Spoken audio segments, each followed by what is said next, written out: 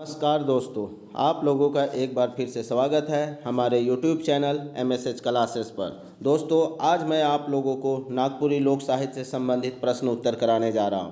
दोस्तों, आप अगर झारखंड से रिलेटेड किसी भी एग्ज़ाम की तैयारी कर रहे हैं, जैसे कि सचिवालय, झारखंड सचिवालय या फिर उत्पाद सिपाही या जेटेट या फिर जेपीएससी या फिर आप यहाँ पंचायत सचिव या राजस्व कर्मचारी, अर्थात झारखंड से रिलेटेड जितने तरह के भी एग्ज़ाम होंगे जो झारखंड के द्वारा कंडक्ट कराया जाएगा, उन सभी में यह टॉपिक काफ़ी महत्वपूर्ण है। सभी में यहाँ से प्रश्न बनते हैं, इसलिए यह टॉपिक अपने आप में काफ़ी हेल्प करने वाला है दोस्तों। ठीक है, और MSH क्लासेस के द्वारा दोस्तों 15 तारीख से टेस्ट सीरीज का आयोजन किया जा रहा है। जो भी टेस्ट के लिए इंटरेस्टेड है वे जल्द से जल्द अपना रजिस्ट्रेशन करा ले, क्योंकि ऑफ़र पीरियड जो है दोस्तों वह आपका 14 मार्च तक है। उसके बाद आपका वह जो प्राइस है टेस्ट का वह बढ़ जाएगा, इसलिए 14 तारीख तक हर हाल में आप लोग अपना इनरोल करा लें। ठीक है, तो यहाँ पे 14 तारीख से 15 तारीख से हम लोग का टेस्ट होगा। हर 2 दिन में टेस्ट होगा दोस्तों। और 5 टेस्ट के लिए सिर्फ 200 रुपये रखा गया है और 10 टेस्ट के लिए 300 रुपये। यह सिर्फ ऑफ़र प्राइस है दोस्तों। अगर आप 14 के बाद 14 तक नहीं कराते हैं तो 15 से यह प्राइस बढ़ जाएगा। ठीक है दोस्तों, 15 से यह प्राइस बढ़ जाएगा। 5 टेस्ट के लिए 15 तारीख के बाद अगर आप रजिस्ट्रेशन कराते हैं, 15 को भी कराते हैं, तो आपको 5 टेस्ट के लिए 250 और 10 टेस्ट के लिए आपको 350 रुपये पे करना होगा। इसलिए आप लोग जल्द से जल्द रजिस्ट्रेशन करा लें। ठीक है, तो चलिए आज का हम लोग टॉपिक स्टार्ट करते हैं, जो कि लोक साहित्य से संबंधित प्रश्न उत्तर है। लोक साहित्य से जितने तरह के भी प्रश्न बनेंगे दोस्तों, 2-3 लेक्चर में हम सारे प्रश्नों को करेंगे। आज मैं थोड़ा आसान प्रश्न लिया हूँ। मैं एक प्रश्न दोस्तों सिर्फ जो लोकगीत है, लोक कथा है, इन सब के वर्गीकरण से लेके आऊँगा। ठीक है, तो यहाँ पे आप लोग इस कंफ्यूज नहीं होइएगा कि लोक वर्गीकरण से तो एक भी प्रश्न नहीं आया है। वर्गीकरण से जितने भी प्रश्न बनेंगे उसको एक वीडियो लेक्चर में रखेंगे दोस्तों, जिससे कि उसे आप बार बार देख सकते हैं और अपना प्रश्न सही कर सकते हैं। ठीक है, इसलिए आप लोग धीरज बनाए रखें। MSH क्लासेस आप लोगों की भावनाओं को ध्यान में रखते हुए इस तरह के प्रश्न बनाया है दोस्तों। ठीक है, तो चलिए आज हम लोग पहला प्रश्न स्टार्ट करते हैं। आज का पहला प्रश्न है, जगन्नाथपुर मेला कौन महीना में लागेला। जो जगन्नाथपुर का मेला होता है दोस्तों, जो कि यहाँ पे रांची में है, और रांची में यह आपको नया सराय के बगल में जो जगन्नाथपुर है उसी में यह मेला लगता है। जो रथ मेला का आयोजन यहाँ पे होता है तो वह किस महीने में लगता है, आपको बताना है महीना। पहला ऑप्शन है जेठ, दूसरा भादो, तीसरा सावन और चौथा आषाढ़। तो कहाँ लगता है दोस्तों, किस महीना में? तो आषाढ़ महीना में रथ मेला का आयोजन होता है। ठीक है, तो इस प्रश्न का सही उत्तर ऑप्शन डी होगा। नेक्स्ट प्रश्न हम लोग देखते हैं, दूसरा नंबर। सोना छुअल से माटी होए कहावत कर माने का होवेला। अगर कोई किसी का यहाँ पे, जैसे बहुत बार ऐसा हम लोग के समाज में ऐसा भावना प्रचलित है, ऐसी बात प्रचलित है कि सोना को छूने से भी क्या हो जाता है, माटी हो जाता है, और कोई माटी को छूता है तो सोना हो जाता है, ऐसा कहावत है। तो यह कहावत का अर्थ आपको बताना है। सोना छूने से अर्थात सोना को छू देने से वह माटी हो जाता है, तो इसका अर्थ आपको बताना है। पहला ऑप्शन है बेस कर लेहे बेकार होवे, दूसरा ऑप्शन है भाव गिरे, तीसरा ऑप्शन है सोना कर भाव बढ़े, और चौथा है भकुआ बने अर्थात बेवकूफ़ बनना। तो दोस्तों क्या है, कोई भी अच्छा काम को भी करने से वह क्या होता है, वह बेकार हो जाता है। तो यहाँ पे इस प्रश्न का सही उत्तर होगा सोना छुअल से माटी होवे का अर्थ क्या होगा, बेस कर ले अर्थात हम अच्छा कर रहे हैं फिर भी वह बेकार हो जा रहा है। जैसा कि अगर इसका एग्जाम्पल अगर हम लोग भारतीय इतिहास में देखेंगे तो भारतीय इतिहास में दोस्तों मोहम्मद बिन तुगलक के साथ हुआ है। मोहम्मद बिन तुगलक राजधानी परिवर्तन किया था अपनी सत्ता को मजबूत करने के लिए, सुदृढ़ करने के लिए, अपना सत्ता बढ़ाने के लिए, लेकिन वह अच्छा सोच के किया लेकिन फिर भी वह फेल हो गया। तो उस पे यह कहावत सही फिट बैठेगा। ठीक है, इस प्रश्न का सही उत्तर ऑप्शन ए। नेक्स्ट प्रश्न देखते हैं, तीसरा नंबर। दांत चोखाए मुहावरा कर अर्थ का होवेला। दांत चुखाए मुहावरा का अर्थ बताना है दोस्तों, दांत चुखाना बताना है आपको। दांत पजाए अर्थात दांत को तेज करना। दूसरा ऑप्शन है दांत डॉक्टर के दांत दिखाए अर्थात डॉक्टर से दांत दिखाना। तीसरा ऑप्शन है भोजन खाए तैयारी करे और चौथा ऑप्शन है सौवे। तो दोस्तों क्या होता है यहाँ पे दांत चुखाए का अर्थ होता है भोजन या भोज खाने की तैयारी करना। ठीक है, जब भी हम लोग को भोजन होता है या कभी दोस्त यार में अगर हॉस्टल वगैरह में रहते होंगे तो कभी कोई दावत या पार्टी मिलता है तो सभी लोग क्या करते हैं, दांत चुखाने लगते हैं अर्थात खाने की तैयारी में रहते हैं कि अब जाके हम लपेट देंगे। ठीक है, तो यहाँ इस प्रश्न का सही उत्तर ऑप्शन सी होगा। नेक्स्ट प्रश्न देखते हैं चौथा नंबर। कौन साहित्य के जीवन कर वेद कहल जाएला?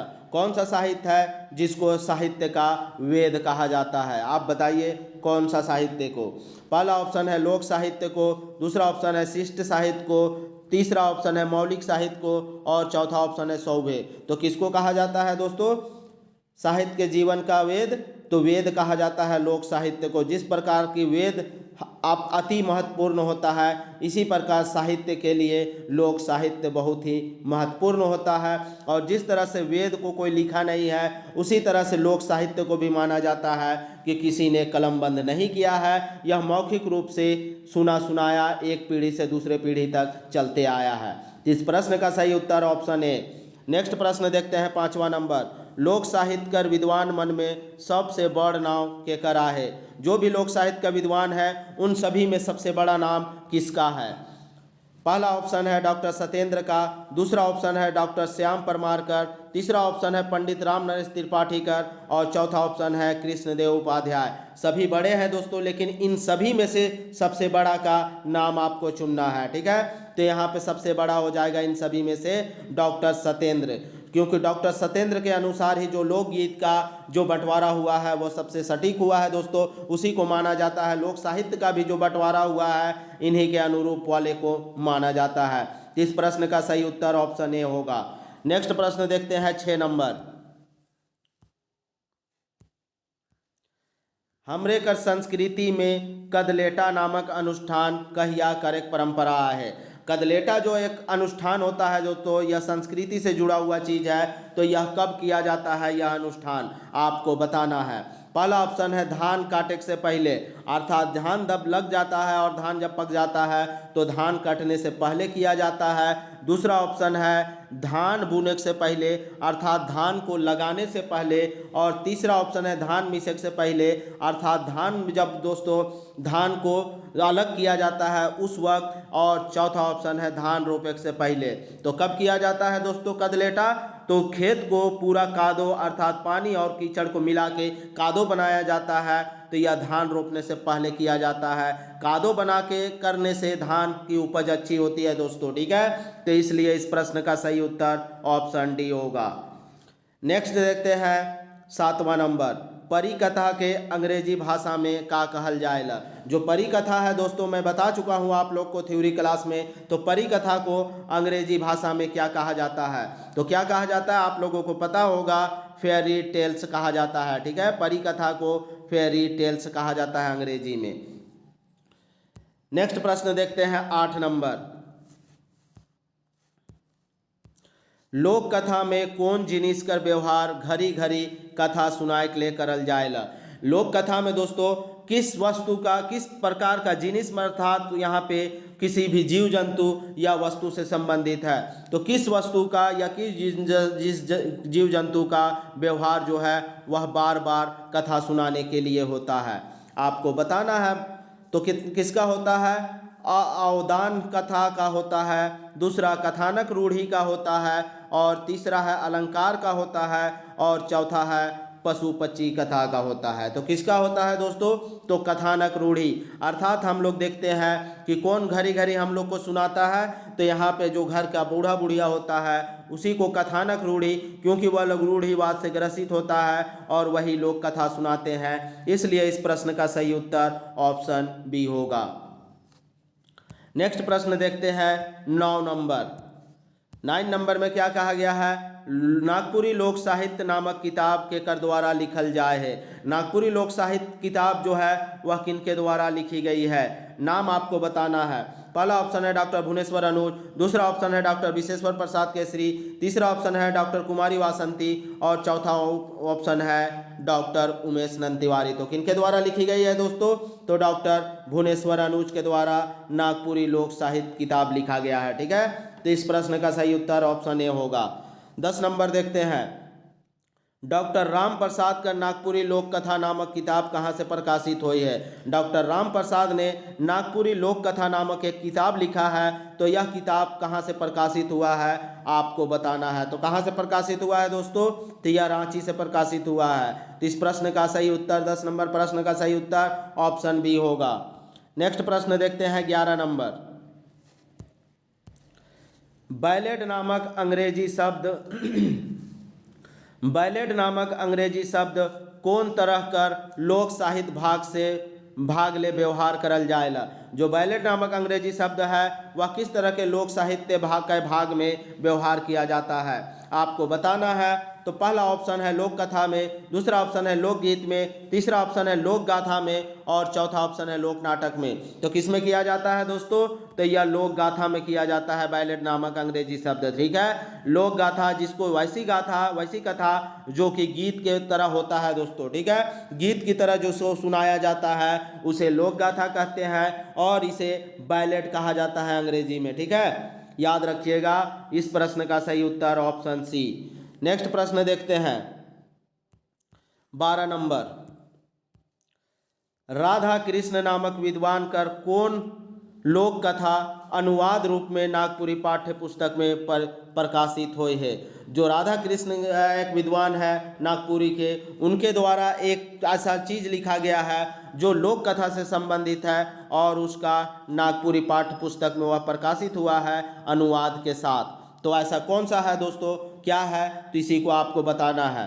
पहला ऑप्शन है करम महात्मय कहानी, दूसरा है करम राजा कर कहानी, तीसरा करम धर्म कर कहानी और चौथा जो है वह करम साड़ कर कहानी। तो किसको है दोस्तों? तो यहाँ पे करम साड़ का कहानी जो है यह नागपुरी में अनुवाद के रूप में प्रस्तुत हुआ है। ठीक है, प्रकाशित हुआ है। तो इस प्रश्न का सही उत्तर ऑप्शन डी होगा। इसे कुछ चीज़ हो जो दोस्तों नया है, इसे आप लोग याद रखने का कोशिश कीजिएगा। नेक्स्ट देखते हैं 14 जनवरी 1896 ईस्वी के कौन नागपुरी कवि का जन्म तिथि है के? 14 जनवरी को क्या मनाया जाता है दोस्तों? आप लोग कमेंट के माध्यम से बताइएगा। ठीक है, 14 जनवरी को, वो 14 जनवरी नहीं दोस्तों, सॉरी, यहाँ पे हम 14 फरवरी हमको याद आ रहा था। ठीक है, तो 14 जनवरी 1896 ईस्वी के कौन नागपुरी कवि का जन्म तिथि है? नागपुरी कवि कौन है जिसका जन्म 14 जनवरी 1896 ईस्वी को हुआ था? तो किसका हुआ था दोस्तों? बरजूराम पाठक, दूसरा महंत घासी, तीसरा धनीराम बख्शी और चौथा हनुमान सिंह। तो किसका है दोस्तों? तो धनीराम बख्शी के द्वारा यह जिसका जन्म तिथि है। ठीक है, जन्म तिथि किसका है 14 जनवरी 1896 को? तो धनीराम बख्शी का है। तो इस प्रश्न का सही उत्तर ऑप्शन सी। नेक्स्ट प्रश्न देखते हैं 14 नंबर, प्रफुल्ल कुमार राय कर कौन कहानी सबसे लोकप्रिय है? देखिए दोस्तों, इसका सबसे लोकप्रिय कवि जो कहानी है वह तो हम लोग जानते हैं, लेकिन यहाँ में से दिया हुआ आपको बताना है। ठीक है, यहाँ में से जो दिया हुआ है उसका तो एक चकता रौद जो है वह सबसे अच्छा कहानी माना जाता है, लेकिन यहाँ में जो दिया हुआ है उसमें से आपको बताना है पुष्कर राय पहला ऑप्शन, तीसरा ऑप्शन त्रिलोचन और रिब्रेट ट्रॉप और तीसरा ऑप्शन है कांटी और चौथा ऑप्शन है बांस। तो क्या होगा दोस्तों? जो कांटी कहानी है वह इन सभी में सबसे अच्छा माना जाता है, और अगर सबसे अच्छा पूछा जाए तो एक चकता रौद जो है प्रफुल्ल कुमार राय का, वह सबसे अच्छा कहानी माना जाता है। प्रफुल्ल दा एक नज़र में हम लोग उसके बारे में चर्चा भी कर चुके हैं। ठीक है, चलिए हम लोग नेक्स्ट प्रश्न पे आते हैं। एक चकता रौद नामक कहानी संग्रह कर संपादन कौन विद्वान कर है? अब यहाँ पे कंफ्यूज आप लोग मत कीजिएगा, नहीं होइएगा, क्योंकि यहाँ पे आपका क्या है, यहाँ पे आपको अभी बताएं कि एक चकता रौद जो है यह कहानी किसका है? प्रफुल्ल कुमार राय का है, लेकिन यहाँ पे प्रफुल्ल कुमार राय नाम नहीं दिख रहा है। तो यहाँ पे देखिएगा यह संपादन पूछ रहा है, किसने लिखा नहीं पूछा है। ऐसे प्रश्न को पकड़ना है दोस्तों, नहीं तो आप अगर यहाँ पे प्रफुल्ल कुमार राय रहेगा ऑप्शन में तो आप लोग में से अधिकतर प्रफुल्ल कुमार राय लगा के और सोचिएगा कि हम सही आंसर लगा दिए हैं, जो कि बिल्कुल भी गलत हो जाएगा। यहाँ पे आपको संपादन पूछा है, तो यह जो प्रफुल्ल कुमार राय का जो एक कहानी है एक चकता रौद, उसका जो संग्रह है वह उसका संपादन, उसमें बहुत सारे कहानियों को मिला दिया गया है, तो उसका संपादन कौन किया है? तो कौन किया है? पहला ऑप्शन है शकुंतला मिश्रा, दूसरा ऑप्शन है डॉक्टर कुमारी वासंती, तीसरा ऑप्शन है डॉक्टर उमेश नंद तिवारी, और चौथा ऑप्शन है ए और सी, अर्थात शकुंतला मिश्रा और उमेश नंद तिवारी। तो दोस्तों इस प्रश्न का सही उत्तर होगा ऑप्शन डी, शकुंतला मिश्रा और उमेश नंद तिवारी के द्वारा एक चकता रौद कहानी का संग्रह किया गया है, इसका संपादन किया गया है। ठीक है, संपादक का नाम उमेश नंद तिवारी और शकुंतला मिश्रा है, गलत नहीं कीजिएगा यहाँ पे। ठीक है, चलिए 16 नंबर का प्रश्न आते हैं हम लोग। नागपुरी शोध संस्थान नामक संस्थान कहाँ अवस्थित है? जो नागपुरी शोध संस्थान है वह कहाँ अवस्थित है आपको बताना है। पहला ऑप्शन है गुमला, दूसरा रामगढ़, तीसरा रांची और चौथा पिठोरिया। देखिए दोस्तों, अगर पिठोरिया नहीं दिया हुआ रहता तब इस प्रश्न का सही उत्तर रांची हो जाता, लेकिन रांची में कहाँ है यह भी अंदर में दिया हुआ है ऑप्शन में, तो जहाँ पे दिया हुआ है यह इस प्रश्न का उत्तर होगा। तो इस प्रश्न का उत्तर होगा ऑप्शन डी, पिठोरिया होगा। ठीक है, तो इस प्रश्न का सही उत्तर ऑप्शन डी होगा। नेक्स्ट प्रश्न देखते हैं 17 नंबर। 17 नंबर प्रश्न है जितिया क्रम में कौन गछक डायर कर पूजा करल जाएला? जो जितिया पर्व है दोस्तों उसमें किस गछ का या साथ किस पेड़ के डाली का पूजा किया जाता है? जितिया और करम दोनों में, तो आपको बताना है। पहला ऑप्शन है बर का, दूसरा ऑप्शन है फुटकल का, तीसरा ऑप्शन है पीपर का और चौथा ऑप्शन है बी और सी का। तो दोस्तों जो फुटकल का पेड़ होता है, जो पीपल का पेड़ होता है, उसी को फुटकल पेड़ भी बोला जाता है। ठीक है, तो इसलिए यहाँ पे यह दोनों ही आंसर होगा, अर्थात ऑप्शन डी, बी और सी दोनों। ठीक है, फुटकल पेड़ को ही पीपल का पेड़ कहा जाता है, याद रखिएगा। और जो भी देहात से होंगे, ग्रामीण इलाके से होंगे, वे लोग अच्छे तरीके से इसको जानते होंगे, लेकिन जो शहर के होंगे उन लोगों के लिए यह कंफ्यूज करेगा, तो मैं उन लोगों के लिए ही बता दे रहा हूँ। पीपल का जो पेड़ होता है उसे ही फुटकल का पेड़ कहा जाता है। तो इस प्रश्न का सही उत्तर ऑप्शन डी होगा। ठीक है, बी और सी दोनों। चलिए नेक्स्ट प्रश्न देखते हैं। मंत्र गीत परंपरा के कौन स्वर में गावल जाएला? जो मंत्र गीत है दोस्तों उसको किस स्वर में गाया जाता है? किस स्वर में गाया जाता है? तो पहला ऑप्शन है मध्यम स्वर में, दूसरा ऑप्शन है महीन स्वर में, तीसरा ऑप्शन है उच्च स्वर में और चौथा ऑप्शन है सौभे स्वर में। तो किस स्वर में दोस्तों? तो जो मंत्र गीत है उसको सौभे स्वर में गाया जाता है। और जनरली मंत्र दोस्तों या भगत वगैरह के द्वारा या पंडित वगैरह के द्वारा या साधु संत के द्वारा मंत्र किया जाता है, जो कि शुरुआत धीमे से होता है लेकिन धीरे धीरे इसका उच्च स्वर भी हो जाता है, इसलिए इसमें सभी स्वर की प्रधानता होती है। इस प्रश्न का सही उत्तर ऑप्शन डी होगा। नेक्स्ट प्रश्न देखते हैं 19 नंबर। लोक कथा से संबंधित किताब अंगना का संपादन के कैर है? अब यहाँ पे अंगना का संपादन फिर पूछ दिया दोस्तों, संपादन। ठीक है, तो अंगना जिसमें से हम लोग को 3 कहानी पढ़ना है, तो उसी अंगना में ये 3 कहानी है। तो इस अंगना का जो अंगना बुक है उसका संपादक कौन है? पहला ऑप्शन है शकुंतला मिश्रा, दूसरा ऑप्शन है गिरधारी राम गंजू, तीसरा ऑप्शन है बी, ए और बी दुयो, और चौथा ऑप्शन है उमेश नंद तिवारी। तो दोस्तों जो यहाँ पे जो अंगना जो कहानी है, जो किताब है, वह किसके द्वारा संपादक किया गया है? तो डॉक्टर शकुंतला मिश्रा और डॉक्टर गिरधारी राम गंजू के द्वारा। इसलिए इस प्रश्न का सही उत्तर ऑप्शन सी होगा, ए और बी दोनों। ठीक है, चलिए हम लोग नेक्स्ट आते हैं 20 नंबर। कौन तरह कर लोक साहित्यिक विद्या अन्य विद्या मनक तुलना में कम है? कौन सा ऐसा लोक साहित्यिक विद्या है जो अन्य विद्या के अपेक्षा कम आया है? ठीक है, कम आया है उसी को आपको बताना है। पहला ऑप्शन है लोक गाथा, दूसरा ऑप्शन है लोकगीत, तीसरा ऑप्शन है लोक नाटक और चौथा ऑप्शन है लोक सुभाषित। लोक सुभाषित में ही दोस्तों लोक सुभाषित या लोक प्रकीर्णन, इसी में कहावत मुहावरा खेल गीत, बाल गीत ये सब आएगा, तो यह इसका पार्ट जो होता है वह बहुत बड़ा होता है और यह पूरी तरह से हमारे समाज में व्याप्त होती है, इसलिए यह नहीं होगा।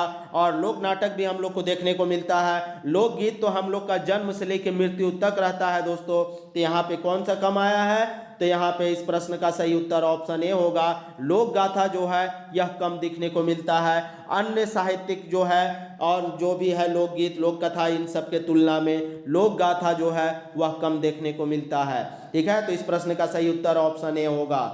नेक्स्ट प्रश्न देखते हैं 21 नंबर। कहानी गीत रूप में कौन तरह का लोक साहित्यिक भाग के प्रमुखता देवल जाय है। यहाँ पे जो कहानी गीत में गीत रूप में कौन तरह का जो लोक साहित्य है उसके भाग को प्रमुखता दी गई है। पहला ऑप्शन है संस्कार गीत के, दूसरा ऑप्शन है लोक गाथा के, तीसरा ऑप्शन है लोकगीत के और चौथा ऑप्शन है सामाजिक गीत के, तीसरा और चौथा है लोकगीत के। तो किसको होगा दोस्तों? तो लोक गाथा को। ठीक है, लोक गाथा जो है वह कहानी गीत की तरह आया है, क्योंकि यह कहानी ही होता है, किसी के बारे में बताया होता है, लेकिन यह पूरी तरह से गीत के माध्यम से बताया जाता है। ठीक है, इसलिए इसे लोक गाथा कहा जाता है। इस प्रश्न का सही उत्तर ऑप्शन बी। नेक्स्ट देखते हैं 22।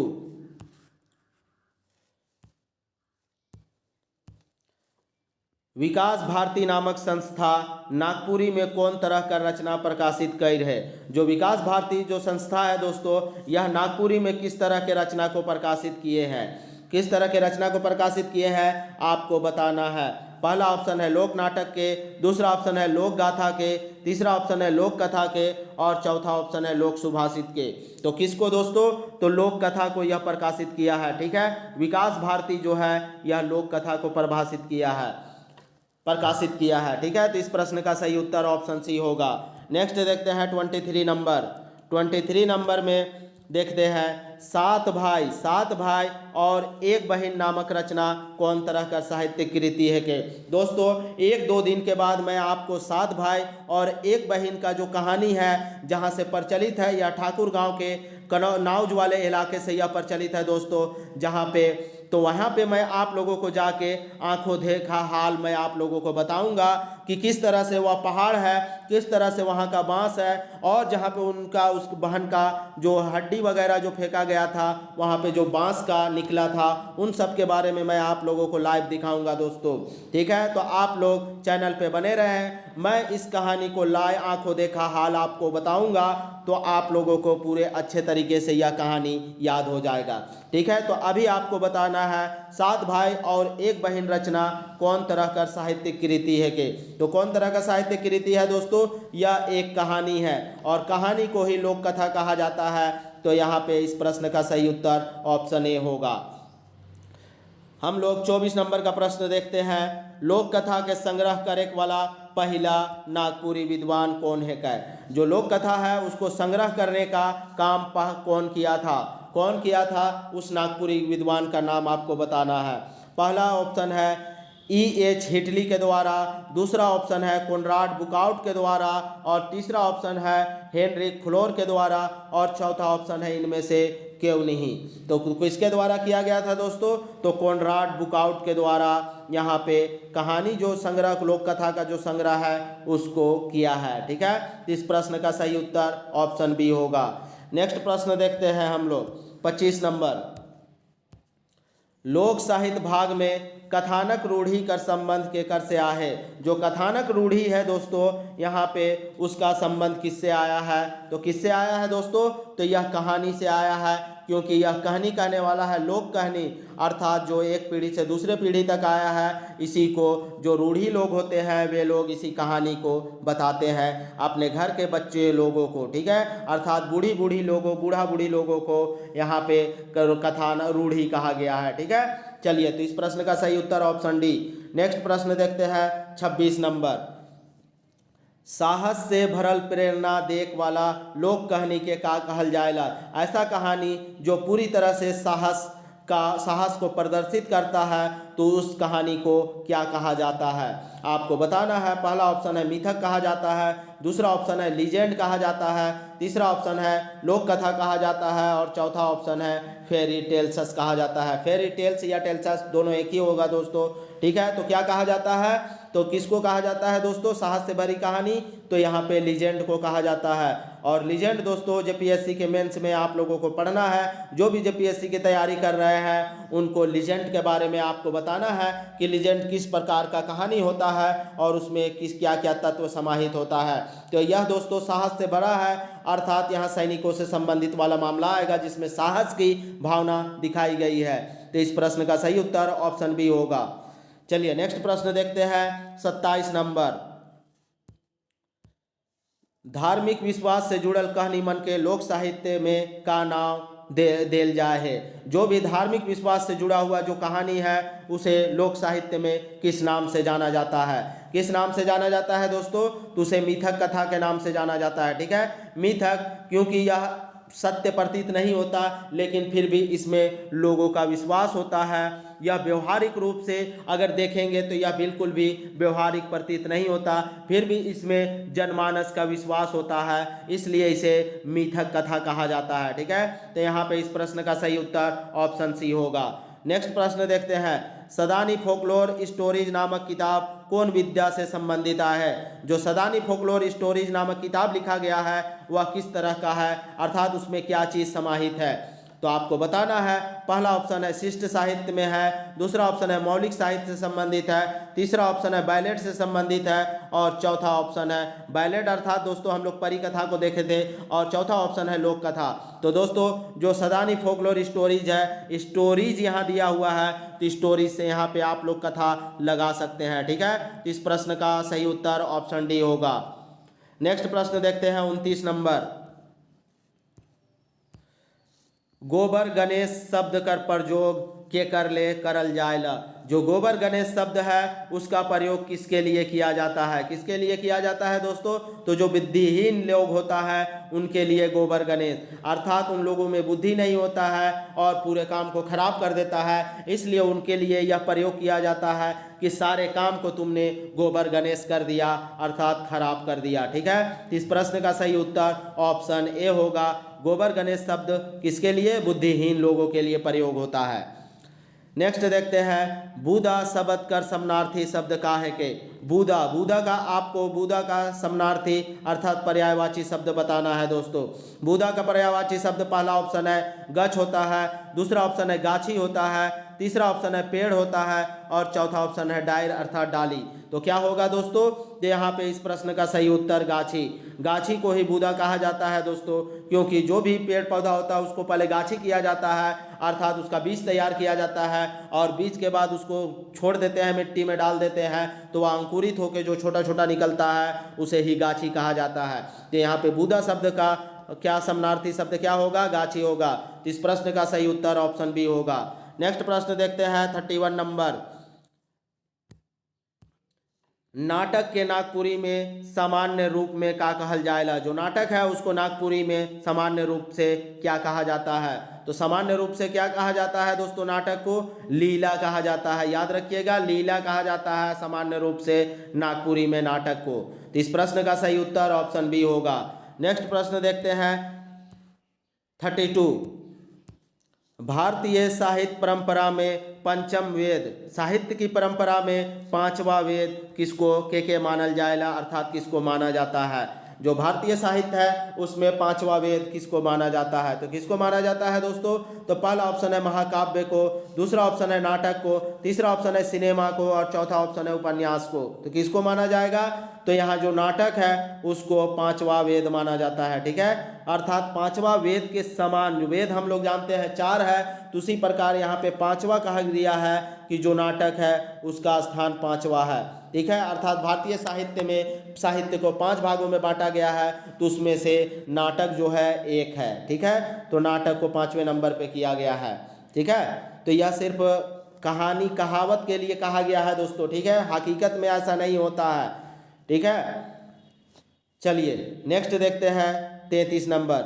नाटक कौन तरह कर काव्य रूप मानल जाएला। जो नाटक है वह किस तरह का काव्य रूप माना जाता है, नाटक को किस तरह का माना जाता है। तो पहला ऑप्शन है गद्य और पद में माना जाता है, दूसरा ऑप्शन है दृश्य में माना जाता है, और तीसरा ऑप्शन है मिश्रित माना जाता है, और चौथा ऑप्शन है श्रव्य माना जाता है। तो नाटक को दोस्तों श्रव्य काव्य के रूप में माना जाता है। ठीक है, तो इस प्रश्न का सही उत्तर ऑप्शन डी श्रव्य काव्य, क्योंकि नाटक अगर सिर्फ आपको दिखा दिया जाए तो नाटक आप नहीं समझिएगा दोस्तों। ठीक है, और यहाँ पे गद्य पद कविता और कहानी के रूप में नाटक नहीं होता है। ठीक है, भले उस नाटक में कुछ ना कुछ कहानी सम्मिलित होता है, लेकिन वह जनरली श्रव्य के रूप में होता है, अर्थात डायलॉग से संबंधित नाटक होता है। ठीक है, तो इसलिए यहाँ पे श्रव्य होगा इस प्रश्न का सही उत्तर।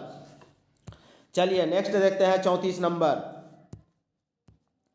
2012-13 में लोक कथा से संकलित कौन किताब का प्रकाशन हुए है। 2012-13 में एक किताब संकलित हुआ है, प्रकाशन हुआ है, और वह लोक कथा से संबंधित है। तो वह कौन किताब है, किताब का नाम बताना है। पहला ऑप्शन है अंगना है, दूसरा ऑप्शन है बनकेवरा भाग 1 है, तीसरा ऑप्शन है बनफूल है, और चौथा ऑप्शन है अखरा है। क्योंकि हम लोग को यहाँ पे दो किताब को पढ़ना है दोस्तों, बनकेवरा को पढ़ना है और अंगना को पढ़ना है, तो इसमें से यह अंगना होगा। ठीक है, 2012-13 में इसी का प्रकाशन हुआ है, जो कि पूरी तरह से लोक कथा से संबंधित है। अगर बनकेवरा में देखेंगे दोस्तों तो इसमें क्या है, कविता भी दिया गया है, तो यहाँ से इस प्रश्न को हटा सकते थे। ठीक है, क्योंकि यहाँ सिर्फ लोक कथा से संबंधित वाला बात किया गया है, और जो अंगना बुक है दोस्तों उसमें सिर्फ कहानी दिया हुआ है, और कहानी को ही लोक कथा कहा जाता है। इस प्रकार इस प्रश्न का सही उत्तर ऑप्शन ए होगा। चलिए नेक्स्ट प्रश्न देखते हैं 35 नंबर। नागपुरी लोक साहित्य में कौन तरह का साहित्यिक विधा कर अभाव दिसेला। जो भी नागपुरी लोक साहित्य है उसमें किस तरह के साहित्यिक चीज़ों का अभाव देखने को मिलता है। पहला ऑप्शन है मंत्र, तो दोस्तों मंत्र तो भरा पड़ा है, मुहावरा भी भरा पड़ा है, लोक गाथा, तीसरा ऑप्शन लोक गाथा, और चौथा ऑप्शन लोक सुभाषित। तो किसका अभाव देखने को मिलता है दोस्तों, तो लोक गाथा का। लोक गाथा बहुत कम मिलता है, या तो कभी कभी पूरी तरह से हट ही जाता है, अर्थात क्या होता है, समाप्त रहता है। ठीक है, तो सबसे कम अगर कोई चीज़ देखने को मिलता है लोक साहित्य में तो वह है लोक गाथा। ठीक है, तो यहाँ पे इस प्रश्न का सही उत्तर ऑप्शन सी होगा। नेक्स्ट देखते हैं 36 नंबर। महाकाव्य का समानता राखे वाला लोक साहित्य में कौन तरह का साहित्यिक विद्या के मोटा मोटी एक जैसन मानल जाएला। यहाँ महाकाव्य से समानता रखने वाला जो लोक साहित्य है उस साहित्यिक विद्या में मोटा मोटी एक जैसा है, उस साहित्य का नाम आपको बताना है। तो पहला ऑप्शन है लोकगीत, दूसरा ऑप्शन है लोक कथा, तीसरा ऑप्शन है लोक सुभाषित, और चौथा ऑप्शन है लोक गाथा। तो जिस तरह से महाकाव्य दोस्तों, महाकाव्य में क्या होता है, गाथा वगैरह होता है, अर्थात धार्मिक रूप के बाद धार्मिक चीज़ों को वहाँ पे वर्णन किया जाता है और गीत के माध्यम से किया जाता है महाकाव्य में। उसी तरह से लोक गाथा में भी वही होता है दोस्तों, किसी भी चीज़ को गा गा के बताया जाता है। इसलिए इस प्रश्न का सही उत्तर होगा लोक गाथा, और यही उसके से समानता रखता है। ठीक है, चलिए नेक्स्ट देखते हैं 37 नंबर। लोक गाथा में कौन तरह का गीत परंपरा मिलेला।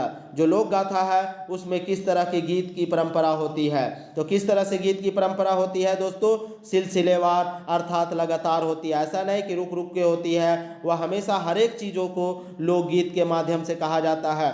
जबकि लोक कथा में हम लोग देखते हैं कहीं कहीं पे गीत आता है, लेकिन वह जनरली कहीं कहीं पे आता है, तो इसलिए उसे कहीं कहीं पे हम लोग कह सकते हैं। लेकिन लोक गाथा में लोक गाथा कहना ही है जो वह गीत के माध्यम से कहना है, और वह लगातार होता है। तो इस प्रश्न का सही उत्तर ऑप्शन ए होगा। नेक्स्ट प्रश्न देखते हैं 38 नंबर। लोक कथा के हमरे मन कौन माध्यम से जानीला। जो लोक कथा है उसको हम लोग किस माध्यम से जानते हैं दोस्तों, किस माध्यम से जानते हैं, तो वहाँ सुनने के माध्यम से। हम लोग लोक कथा कोई लिखा हुआ चीज़ नहीं है, यह मौखिक है, और एक पीढ़ी से दूसरे पीढ़ी मौखिक रूप से ही आया है, तो इसे सुन के ही हम लोग जानते हैं। ठीक है, तो यहाँ पे इस प्रश्न का सही उत्तर ऑप्शन सी होगा। नेक्स्ट प्रश्न देखते हैं। फेबुल का संबंध केकर से है। जो फेबुल है उसका संबंध किससे है आपको बताना है।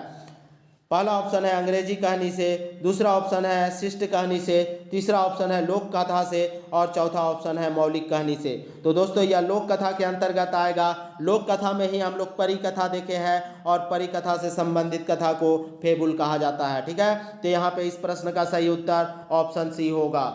चलिए नेक्स्ट प्रश्न देखते हैं 40 नंबर। अतार्किक और पौराणिक कहानी मन के हमरे मन कौन कहानी रूप में जानी ला। जो भी कहानी है जो अतार्किक है और पौराणिक रूप से है उस कहानी को हम लोग किस रूप में जानते हैं, किस रूप में जानते हैं दोस्तों, तो उसे मिथक रूप में जानते हैं। हम लोग देख चुके हैं कि धार्मिक रूप में कोई भी धार्मिक चीज़ हो तो उसमें तर्क नहीं दिया जाता, उसमें बस विश्वास माना जाता है। ठीक है, उसमें बस विश्वास माना जाता है कि यही देव जो है हमारी हर कामना को पूरी करेगा, या यही ईश्वर जो है, जबकि ईश्वर को कोई देखा नहीं है, ईश्वर के बारे में सिर्फ हमारी आस्था है। अगर तर्क पे आएंगे तो तर्क में हम लोग कह सकते हैं कि आखिर है कौन ईश्वर, तो इसलिए यहाँ पे अतार्किक होता है। ठीक है, जो धार्मिक कथा होता है, धार्मिक चीज़ होता है वह मिथक होता है और वह पौराणिक होता है, अर्थात सदियों से जिसमें विश्वास बना के लोगों का है उसे मिथक कहा जाएगा। तो इस प्रश्न का सही उत्तर होगा ऑप्शन ए। चलिए नेक्स्ट देखते हैं हम लोग 41 नंबर। भारत में लोक साहित्य अध्ययन कर शुरुआत के कर माध्यम से होलक। जो भारत में लोक साहित्य का अध्ययन है उसकी शुरुआत सबसे प्रथम कौन किया है, इस यहाँ में से जो दिया हुआ है उसके अनुसार आपको बताना है। पहला ऑप्शन है डॉक्टर सत्येंद्र, दूसरा ऑप्शन है सत्यागुप्ता, तीसरा ऑप्शन है घासीराम और चौथा ऑप्शन है राम नरेश त्रिपाठी। तो किनके द्वारा माना जाता है दोस्तों, तो जो राम नरेश त्रिपाठी है उनके द्वारा माना जाता है कि सर्वप्रथम इसका अध्ययन किनके द्वारा किया गया, तो राम नरेश त्रिपाठी के द्वारा किया गया लोक साहित्य का अध्ययन। तो इस प्रश्न का सही उत्तर ऑप्शन डी होगा। नेक्स्ट देखते हैं 42 नंबर। ढकनी पानी में डूब मरे मुहावरा कर माने बताओ। जो भी ढकनी पानी मुहावरा है, ढकनी पानी में डूब मरे, इस मुहावरा का अर्थ आपको बताना है। तो इस मुहावरा का अर्थ क्या होगा दोस्तों, पहला ऑप्शन है नाम बढ़ाए, दूसरा ऑप्शन है इज्जत गंवाए, तीसरा ऑप्शन है कोशिश करे और चौथा ऑप्शन है कोनो नहीं। तो कौन सा होगा दोस्तों, तो इज्जत गंवाना। ढकनी पानी में डूब मरे अर्थात अपना इज्जत को गंवाना। ठीक है, तो यहाँ पे इस प्रश्न का सही उत्तर होगा ऑप्शन बी। चलिए नेक्स्ट देखते हैं 43 नंबर का क्वेश्चन।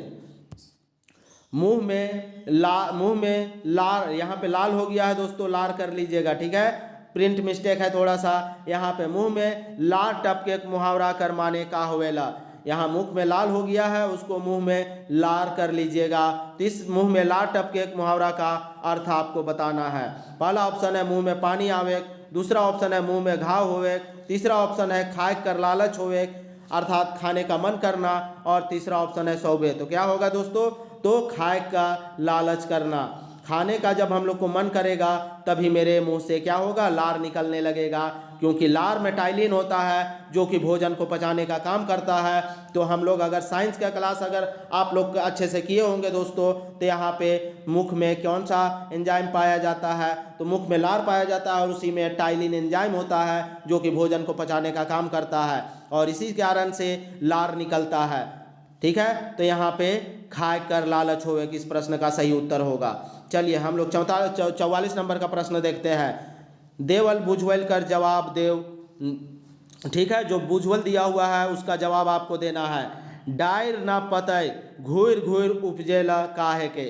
ऐसा चीज़ बताना है जिसका ना तो डाली है और ना पत्ता है, फिर भी वह बार बार क्या होता है, उग जाता है। वह क्या चीज़ है। पहला ऑप्शन है नो, दूसरा ऑप्शन है दाढ़ी, तीसरा ऑप्शन है पतई और चौथा ऑप्शन है सौभे। तो क्या होगा दोस्तों, तो जो दाढ़ी होता है, दाढ़ी का अगर आप लोग देखिएगा तो उसका कोई डाली नहीं होता है, वो सिंगल होता है और उसका कोई पत्ता भी नहीं होता है, फिर भी वह बार बार क्या होता है, घूर घूर के उपजेला अर्थात बार बार बढ़ जाता है। ठीक है, तो यहाँ पे इस प्रश्न का सही उत्तर ऑप्शन बी होगा। ठीक है, चलिए नेक्स्ट और लास्ट प्रश्न देखते हैं आज का। भाई बहन नामक लोक कथा के कौन प्रस्तुत कर है। भाई बहन नामक लोक कथा जो है इसको किसके द्वारा प्रस्तुत किया गया है। इस प्रश्न का उत्तर दोस्तों आप लोगों को क्या करना है, कमेंट के माध्यम से बताना है। ठीक है, इस प्रश्न का भाई बहन नामक लोक कथा किसके द्वारा प्रस्तुत किया गया है अर्थात लिखा गया है, तो आपको बताना है। पहला ऑप्शन है पीटर शांति नौरंगी, दूसरा ऑप्शन है श्रवण कुमार गोस्वामी, तीसरा ऑप्शन है डॉक्टर भुवनेश्वर अनुज और चौथा ऑप्शन है घासीराम। तो इस प्रश्न का उत्तर दोस्तों आप लोग कमेंट के माध्यम से जरूर बताइएगा, ठीक है। चलिए, तो इस तरह से हम लोग का आज का प्रश्न उत्तर समाप्त होता है। दोस्तों आप लोगों के लिए बहुत ही बढ़िया अपॉर्चुनिटी है सचिवालय क्रैक करने का। तो अगर सचिवालय में को आप क्रैक करना चाहते हैं तो आप लोग हमारे टेस्ट सीरीज को अवश्य ज्वाइन करें, क्योंकि टेस्ट सीरीज दोस्तों आप लोगों को बहुत ही हेल्प करेगा। आप लोगों को तैयारी को सही अंजाम तक सही, अगर टेस्ट को अपनी तैयारी को परखना है तो आप टेस्ट के माध्यम से ही परख सकते हैं, क्योंकि पढ़ने में ऐसा अनुभव लगता है कभी कभी कि हम लोग का पूरा तैयारी हो चुका है, लेकिन जब आप टेस्ट दीजिएगा तभी आप अपने आप को आंक पाइएगा और आप में जितने कमी है वे सब तभी सुधार होगा।